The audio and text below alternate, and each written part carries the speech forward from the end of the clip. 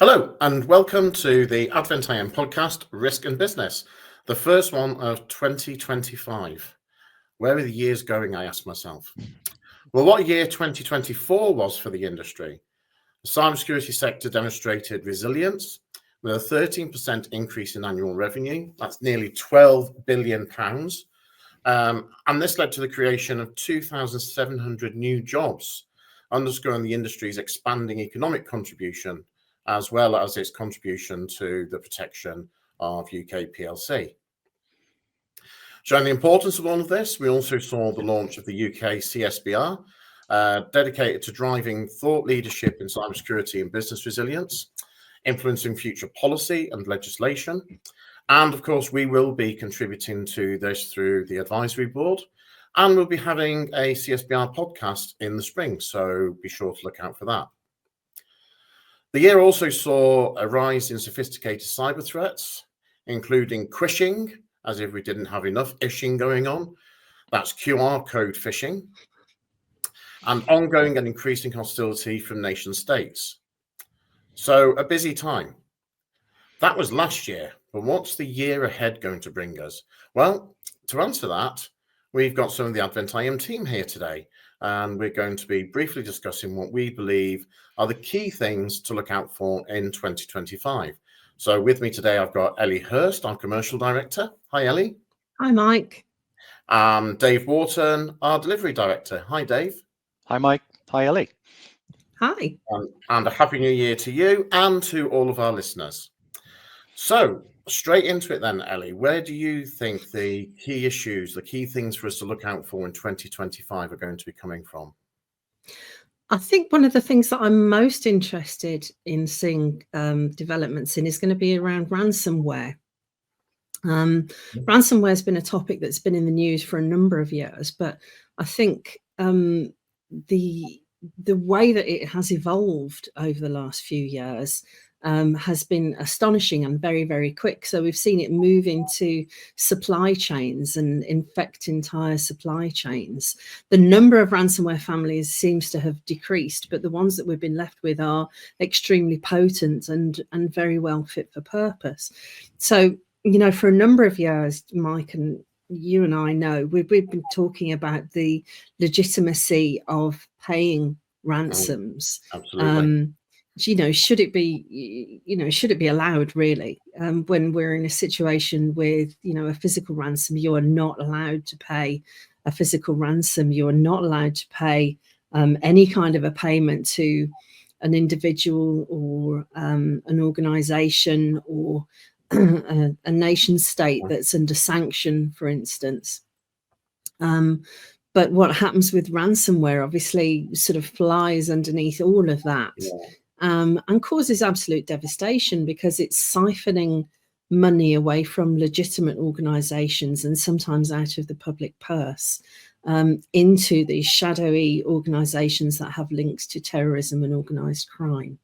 And so for me, some of the developments that I saw happen over sort of 2023, 24 have been really interesting around ransomware. And I see a sort of a sea change and a movement towards, if not an outright ban, but certainly a lot more rigor around paying ransoms. So, the guidance from NCSC has always been clear. Well, okay, it wasn't clear initially, but it became clear. So well done, NCSC, which was, probably best not to.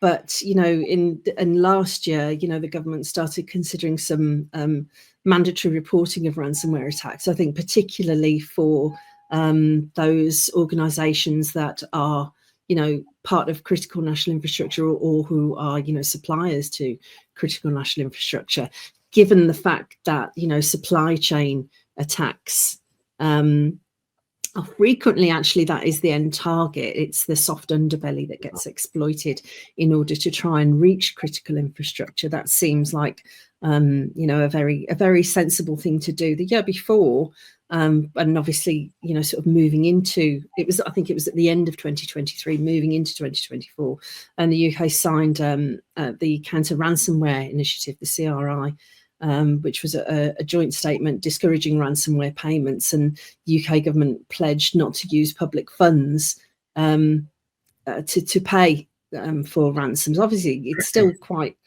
hard to police that one, but yes, so things I think are moving in the right direction.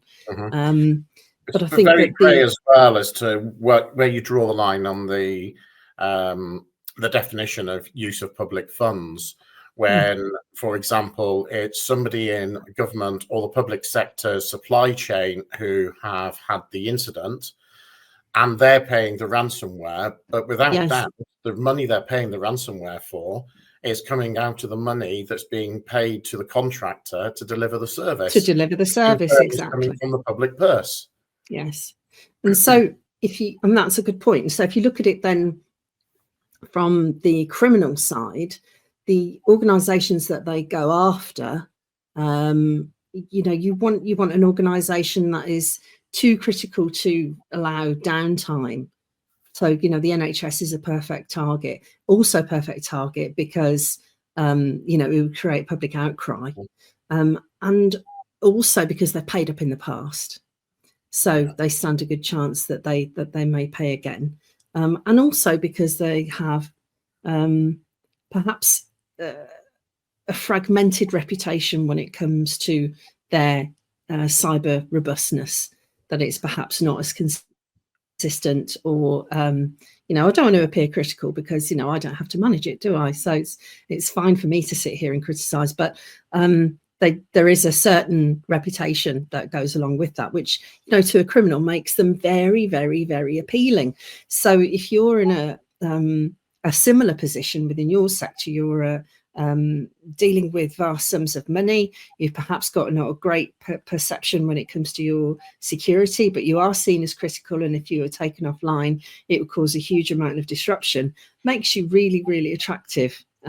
So I think, coming back to your question then, I think 2025 hopefully is the year that we start to see some progress, some real guidance and some real structure around how we deal with the evolving threat that is ransomware.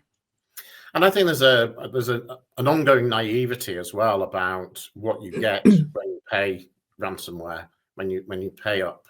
And I was actually in a meeting where the statement was made that, oh, well, our supplier has paid the ransom, so they're not going to misuse our data now because that's against their business model. Of course, because double and triple exploitations haven't happened in the last couple of years at all, have they? No, not at all. And you can always trust criminal, of course. And these ransomware gangs are really worried about their reputation of being reputable blackmailers, aren't they? So absolutely, Dave. I mean, it's brand, isn't it? Yeah. But I think the preparedness part of things as well for organizations is going to be key for 2025, isn't it? I think, if they bring legislation in about the paying of ransoms, then there has to be that preparedness put into it as well. We're still working with organizations now that aren't really equipped for a ransomware attack. I mean, in an ideal world, it's like our databases have been encrypted, they've been locked out, we can't access them. Oh, woe is me. Oh, it's all right. We've got backups, and we know those backups work because we've done the testing and we've done the restoration of our data and our IT systems, and it works. That's the utopia, as we know from experience. Yeah. That's far from the truth, unfortunately. Yeah, I think a lot of organizations, again, are naive about just how resilient they are, and also how prepared they are for recovery. Certainly. Or thinking that they're not going to be a target. That's another one. Yeah. Why would anybody be interested in us? Yeah. Well, of course, nobody would want to target a medical laboratory supplying life-saving services to the NHS in London, would they?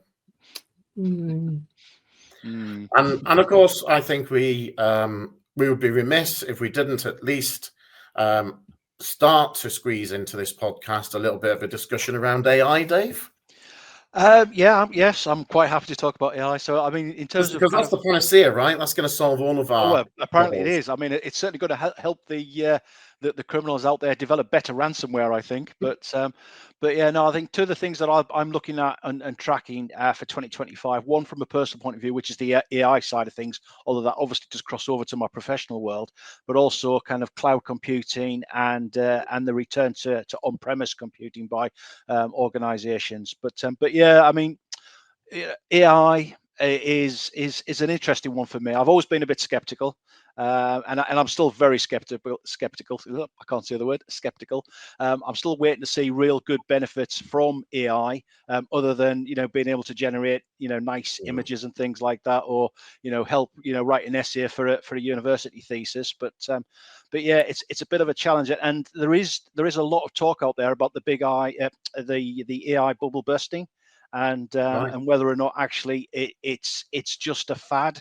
It was only a few years ago, right up until 2022, we were talking about big data and the cloud still as well. But and that was big data was going to change the world and everything else. And then Chat GPT was released around about October, November 2022 time, and all of a sudden that's where everybody's focus shifted. And I don't pretend to be an expert in the finance world of investors and founders, company founders, and things like that. But there's definitely a pattern being followed that's followed previous bubbles that have burst. The dot-com bubble when it burst. That AI seems to be following a very similar path. In fact, the head of the United Nations only last year, warned that big tech is recklessly pursuing AI for profit. And OpenAI themselves, when they first founded, said that they started out as a non-profit for the benefit of humankind. How very quickly all that changed from a benefit perspective. I think the revenue for OpenAI in 2023 was around the 2 billion mark, which was part of a smaller, much smaller piece of big tech investment, around 240 billion. So we are talking vast sums of money here.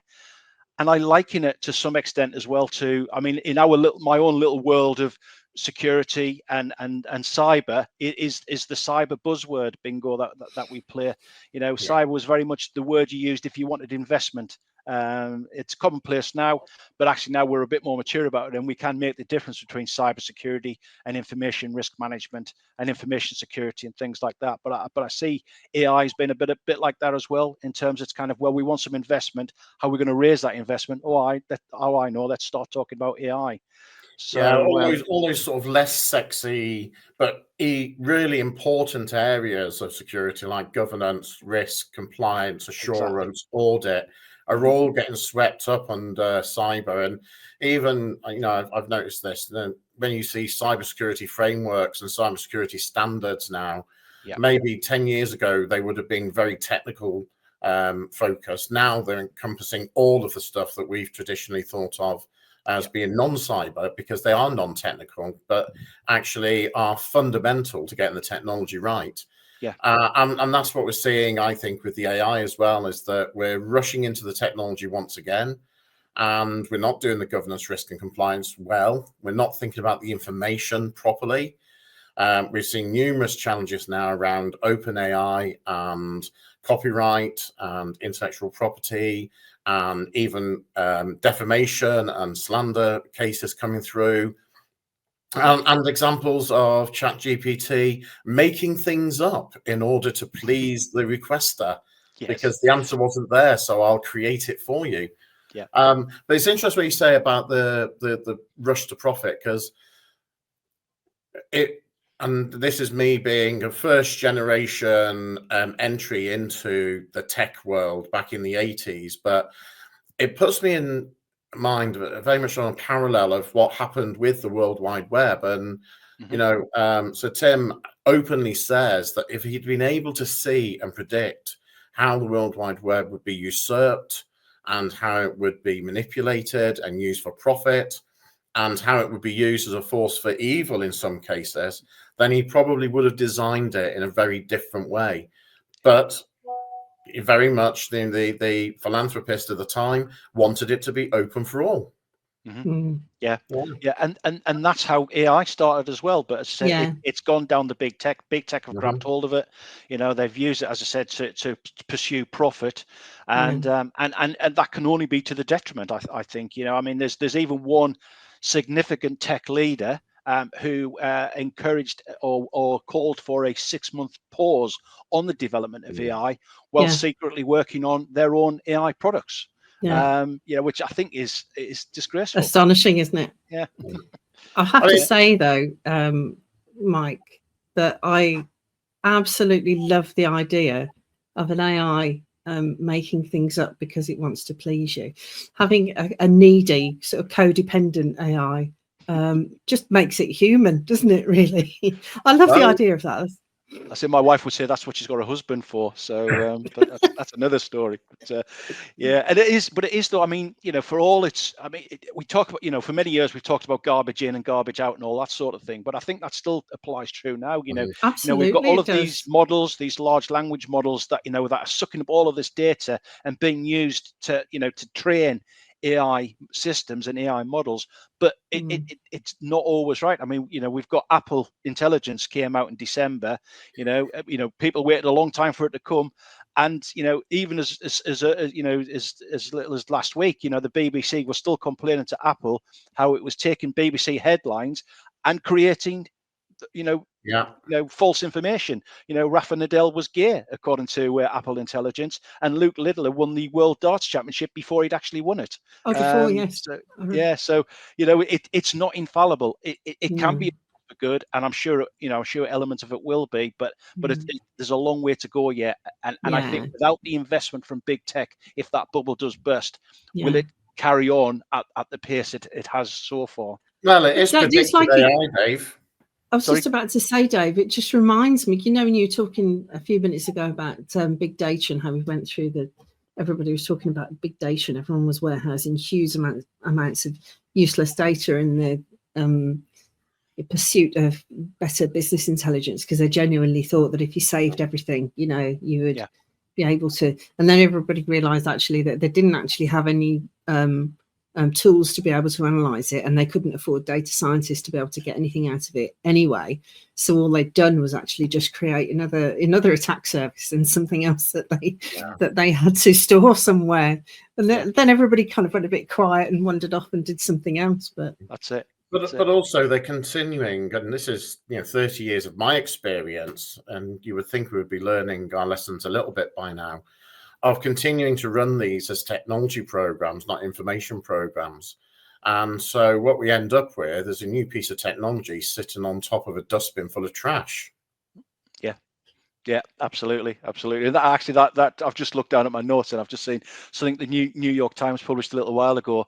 It seems like I'm going to town on big tech, but it said big tech is bad, AI is worse. So there's definitely some truth about sitting on that pile of garbage. Well, we do see that quite often though, don't we? A big garbage back end and a nice shiny front end. Yes. And of course, wrapped around that, of course, we're seeing further advancements in the world of facial recognition and the challenges that poses to privacy and citizen rights, and already seeing stories of police forces wanting to use AFR built into their body-worn video. So we face the premise in the next couple of years where we'll have police officers with their body-worn video on all the time, whilst also doing facial recognition scanning of everyday people going around everyday business. Which has significant privacy concerns. But again, I think if the technology is right, those concerns can be allayed. There will be mistakes. That's inevitable. Humans make mistakes. Technology is going to make mistakes. But I think that there has to be an acceptance of that in pursuit of the better good.